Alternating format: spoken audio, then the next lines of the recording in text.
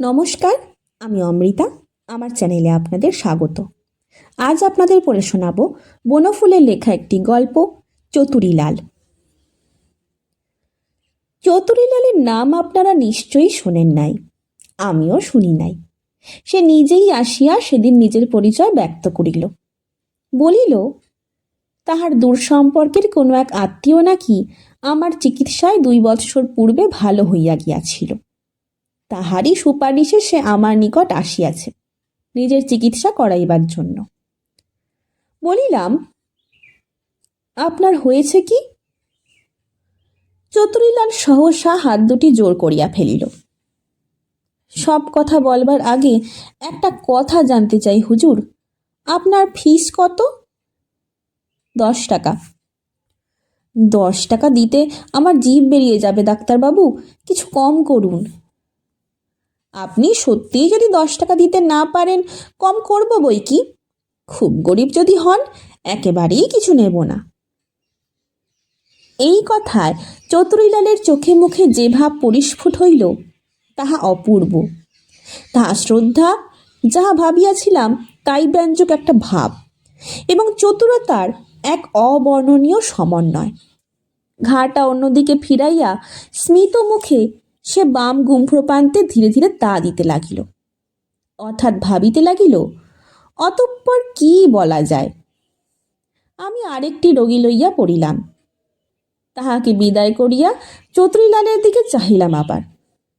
চতুরীলাল বলিল, আমার বাড়ির কাছেই একজন ভালো ডাক্তার আছেন, তিনিও MBBS, কিন্তু আমি তার কাছে যাইনি, আপনার কাছেই এসেছি। আসতে আমার খরচ লেগেছে 3 টাকা 12 আনা, ট্রেন ভাড়া 2.5 টাকা, জলখাবার 1 টাকা, রিক্সা ভাড়া 4 আনা, ফিরে যেতেও প্রায় ওই খরচই লাগবে। আপনি ফিস কিছু কম করুন ডাক্তারবাবু, 2 টাকা আপনাকে দেব আমি। আমি তো বলছি, সত্যি যদি আপনার দেবার ক্ষমতা না থাকে, ও 2 টাকাও দিতে হবে না। আপনার বিবেক যা বলে তাই করুন। আমি আর কি বলবো আপনার মতো ভদ্রলোককে। চতুরীলাল এই কথায় নিচের ঠোঁটটি উপরের ঠোঁট দিয়া চাপিয়া ধরিল। তাহার পর বারান্দায় গিয়া নাকটা ঝাড়িয়া আসিল।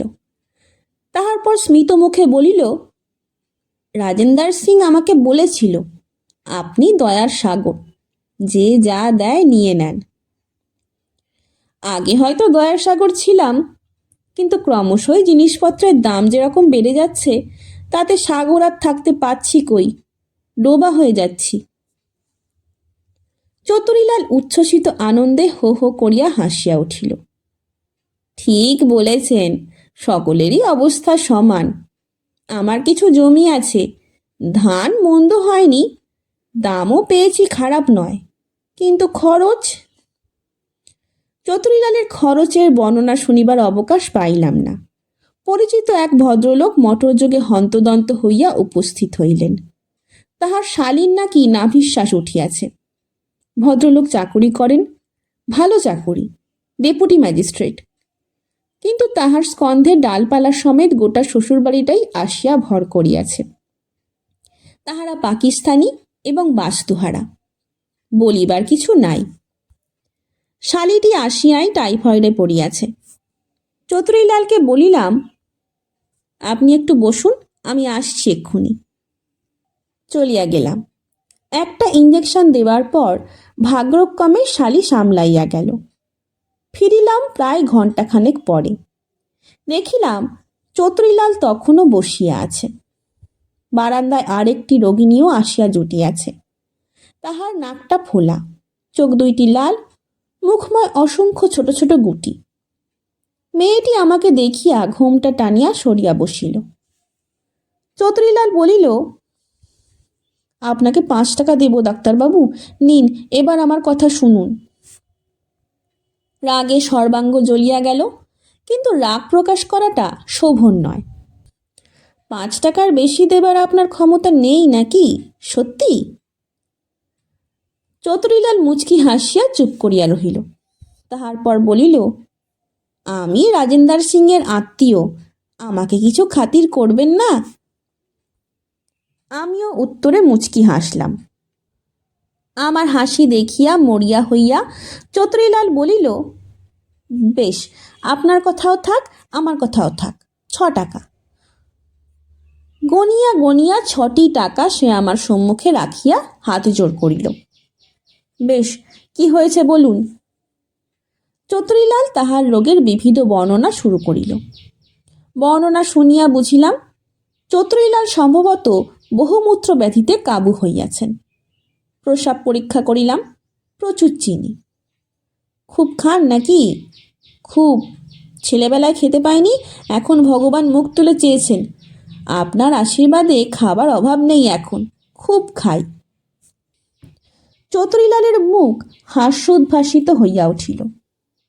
কিন্তু আপনার যা অসুখ হয়েছে তাতে বেশি খাওয়া তো চলবে না, খাওয়া কমাতে হবে। সেটি পারবো না হুজুর, ছেলেবেলায় বাবা মারা গেলেন, ধারে তার মাথার চুল পর্যন্ত বিকিয়ে গিয়েছিল। একবেলা খাওয়া, তাই জুটত না সব দিন। এখন আপনার আশীর্বাদে সামলে উঠেছি অনেকটা। ঘরে গাই আছে, ধান হয়, আলু হয়, আখ হয়। এখন যদি আবার আপনি খাওয়া বন্ধ করে দেন তাহলে। হাত উল্টাইয়া এবং মুচকি হাসিয়া চতুরীলাল বক্তব্য শেষ করিল।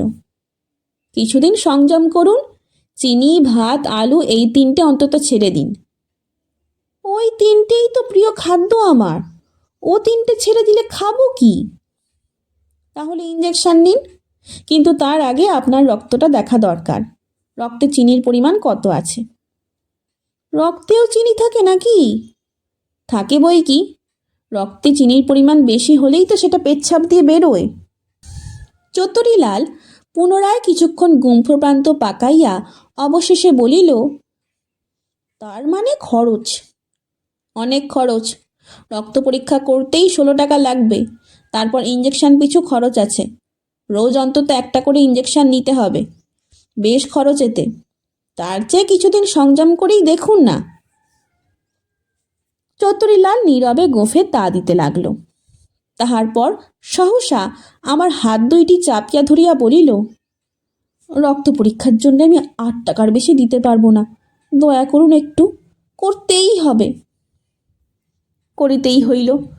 বুঝিলাম শক্ত পাল্লায় পড়িয়াছি।